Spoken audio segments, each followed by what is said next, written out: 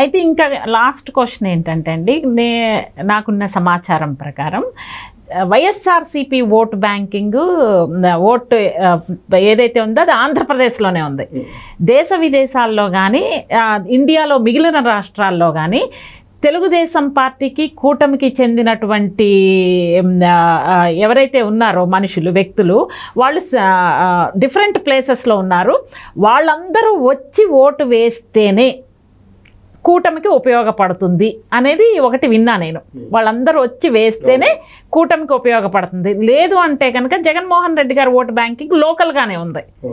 అంటే ఇది కరెక్టేనంటారా? ఇప్పుడు మీరు చెప్పేదానికి మ్యాచ్ అవుతుందంటారా? మీరు చెప్పేదాని ప్రకారం వాళ్ళు భావిస్తున్న దాని ప్రకారం లోకల్ గానే మా ఓట్ బ్యాంక్ ఉంది అని అనుకుంటే మరి ఈ మైగ్రేట్ పీపుల్ అందరూ ఎవరైతే 30 లక్షలు సుమారుగా ఉన్నారు వీళ్ళందరూ సాలిడ్ గా కూటమికి వేసి ఉండాలి. వీళ్ళు ఇన్ఫ్లుయెన్స్డ్ పర్సన్ అయింటారు. అంటే అక్కడ ఉండేటువంటి వాళ్ళని మనం తక్కువగా చూడటం కాదు, డెఫినెట్ గా అక్కడ ఉండే వాళ్ళకన్నా ఇక్కడ కొంత చదువుకొని ఇప్పుడు విదేశాలకు వెళ్ళిన వాళ్ళు లేదా ఇతర ప్రాంతాలకు వెళ్ళినటువంటి వాళ్ళకి కొంత అవగాహన ఉంటుంది. ప్లస్ వాళ్ళ మాట వినేటువంటి అవకాశం కూడా ఉంది. అక్కడ వాళ్ళు ప్రభావితం చేయగలరు. సో దాన్ని ఆ కోణం నుంచి చూసుకున్నా ఒకటి. రెండు ఏంటంటే తెలుగుదేశం పార్టీ మైగ్రేటెడ్ ఓట్లు మాది లోకల్ గా ఉండవు అని అంటున్నారు కదా, అట్టేం కాదు. ఈ పార్టీకి ఆ పార్టీకి సాలిడ్ ఓట్ బ్యాంక్ ఉంటుంది. ఇప్పుడు 2019లో డెడ్ స్టోరేజ్ అది తెలుగుదేశం పార్టీకి వచ్చినటువంటి పర్సెంటేజ్ 40% వచ్చింది.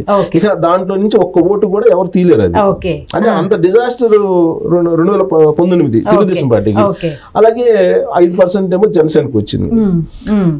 వైఎస్ఆర్ కాంగ్రెస్ పార్టీకి 50% అనూహ్యంగా వచ్చింది. సో ఇక్కడ జనసేన వైఎస్ఆర్ కాంగ్రెస్ పార్టీకి కూడా కోర్ ఓట్ బ్యాంక్ ఎంత ఉందంటే 35%. ఎందుకంటే అంతకుముందు మనం 2014 ఎలక్షన్ తీసుకుంటే తెలుస్తుంది. సో కాబట్టి కోర్ ఓట్ బ్యాంక్ ఎవరికన్నా సాలిడ్ గా ఉంటుంది. అయితే ఈ మధ్యలో ఉన్నటువంటి 10% ఎవరైతే ఉంటారో వాళ్ళ మీద డిపెండ్ అయి ఉంటుంది. సో వాళ్ళు ఎవరు, వీళ్ళు చెప్పిన దాని ప్రకారం ఆ వలస వెళ్ళినటువంటి వాళ్ళు జీవనోపాధి కోసం వాళ్ళే ఉంటారు. సో కాబట్టి ఆ యాంగిల్ లో తీసుకున్న టువర్డ్స్ కూటమికే ఉంటుంది. ఇంకోటి మీరు అడిగింది ఇంపార్టెంట్ అంటే చంద్రబాబు నాయుడు మళ్ళీ రాష్ట్రాన్ని రివోక్ చేయగలరా? ఇప్పుడున్న ఆంధ్రప్రదేశ్ ఆర్థిక పరిస్థితిని చూస్తే చంద్రబాబు నాయుడు గారు though he is a well experienced administrator అయినప్పటికీ కూడా ఇప్పుడున్న ఆర్థిక పరిస్థితుల దృష్ట్యా ఆయన పైకి తీసుకురాగలరా నెక్స్ట్ 5 years లో అంటే ఏం చెప్తారు? చంద్రబాబు నాయుడు హిస్టరీ చూసుకుంటే నాకన్నా బహుశా మీకే ఎక్కువ తెలిసి ఉంటుంది. ఎందుకంటే మీరు జర్నలిస్ట్, మీ యాంగిల్ కూడా ప్రేక్షకులు వినాలనుకుంటారు. అంటే మీ ఐటీ రంగం ప్రధానమైన రంగంగా మారిపోయింది ఇప్పుడు. అన్ని రంగాల కన్నా ప్రధాన రంగం అది. బట్ మీరు ఐటీ రంగాన్ని పీక్ స్టేజ్ లో మీరు చూసారు దగ్గర నుంచి. చంద్రబాబు నాయుడు ఏ విధంగా చేశారు, దాని ఫలితాలు ఏ విధంగా ఉన్నాయి అనేది మీకు తెలుసు. మిగతా రంగాలు మేము చూస్తుంటాం కాబట్టి డైలీ. చంద్రబాబు నాయుడు యాక్చువల్గా 2019లో కూడా గెలిచినట్టయితే ఇవాళ ఆంధ్రప్రదేశ్ పరిస్థితి అలా ఉండేది కాదు. సరే ఫ్రీ బైస్ ఉచితాలు ఆయన ఇవ్వలేదంటే ఇచ్చాడు, చంద్రబాబు నాయుడు కూడా ఇచ్చారు. డెఫినెట్ గా ఇచ్చారు. ఆయన ఇచ్చినంత జగన్మోహన్ రెడ్డి గారు ఇవ్వలేదు, కానీ ప్రచారం మాత్రం ఎక్కువ చేసుకుంటారు. పెన్షన్స్ 200 నుంచి 2000 చేసిన చరిత్ర చంద్రబాబు నాయుడు గారిది. 5 ఏళ్లలో 3000 రూపాయలు చేశారు జగన్మోహన్ రెడ్డి గారు. There is no gap. 5 ఏళ్లలో 3000 చేస్తే స్టార్టింగ్ లోనే చంద్రబాబు నాయుడు గారు 200 నుంచి 2000 చేశారు. అవును. సో అక్కడ సంక్షేమం ఇవ్వలేదు చంద్రబాబు నాయుడు అనే ప్రచారం జరిగింది. ఇలాంటి ప్రచారాలు చంద్రబాబు నాయుడు మీద చాలా ఉన్నాయి. ఇప్పుడు కాదు, నేను 26 సంవత్సరాల నుంచి జర్నలిజంలో ఉన్నా. నేను ఒక పేపర్లో పనిచేస్తాను, ఛానల్స్ లో కూడా పనిచేస్తాను. ఆయన అసలు రైతు వ్యతిరేకి అనే ప్రచారం కూడా చేశారు. వ్యవసాయం దండగా అన్నారని అని చెప్పి ప్రచారం చేశారు. సరే అది చూపించండి, నేను అన్నది రికార్డు చూపించమంటే ఇంతవరకు ఎవరు చూపించలే. ఉంటాయి కదా చూపించడానికి. అసెంబ్లీలో అడిగారు, అసెంబ్లీ బయట కూడా అడిగారు, ఎక్కడ చూపించలే.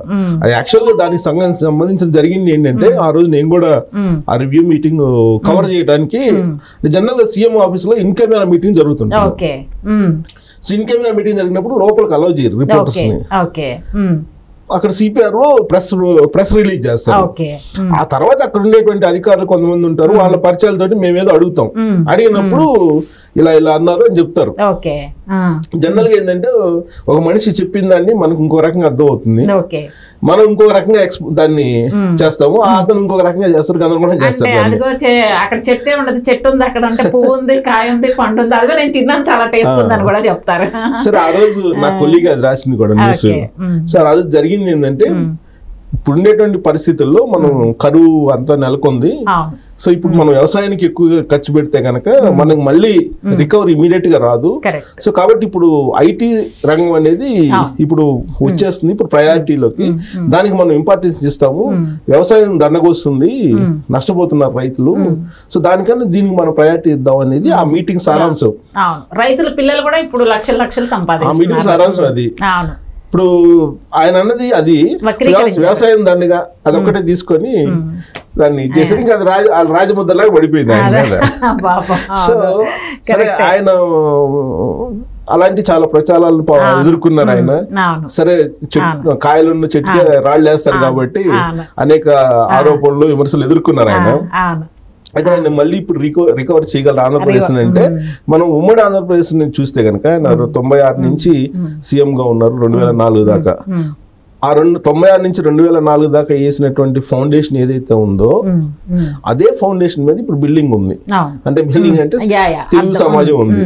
ఆ తెలుగు సమాజం విడిపోయింది కాబట్టి 2014లో.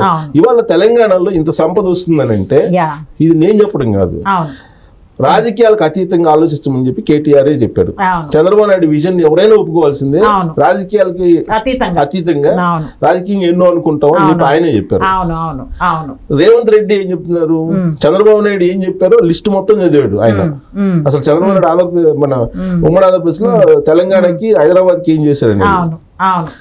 సో కాబట్టి ఈ ఆవిష్కరణ 2020 అనేది ఏదైతే విజన్ 2020 25 years బ్యాక్ ఆయన విజన్ అర్థం చేసుకోలేక తప్పుగా చెప్పినటువంటి ప్రాజెక్ట్ చేశారు. ఆ ప్రాజెక్ట్ చేసినటువంటి వాళ్ళలో ఒక రకంగా నేను కూడా ఉన్నా. కారణం ఏంటంటే ఆ రోజు ఉన్నటువంటి పరిస్థితులు, అర్థం చేసుకున్న పరిస్థితులు, దాన్ని విజన్ ని మనం చూడలేనటువంటి పరిస్థితులు. ఆ రోజు ఫ్లైఓవర్ అంటే ఆ రోజు అర్థం చేసుకున్న పరిస్థితి. ఈ రోజు ఫలితాలను అందరూ చూస్తున్నాం కాబట్టి మనం చూసేదాన్ని నమ్ముతాం అండి జనరల్ గా. ఇప్పుడు చూడాలి, ఇమాజినేషన్ మనం నమ్మం కదా. మొన్న ఏమైంది అమరావతి విషయంలో గ్రాఫిక్స్ చూపిస్తున్నాడు ప్రచారం చేసి 2019లో జగన్మోహన్ రెడ్డి గెలిచారు.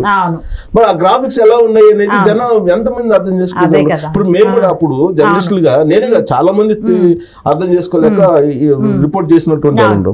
ఫ్లైఓవర్లు కట్టారండి.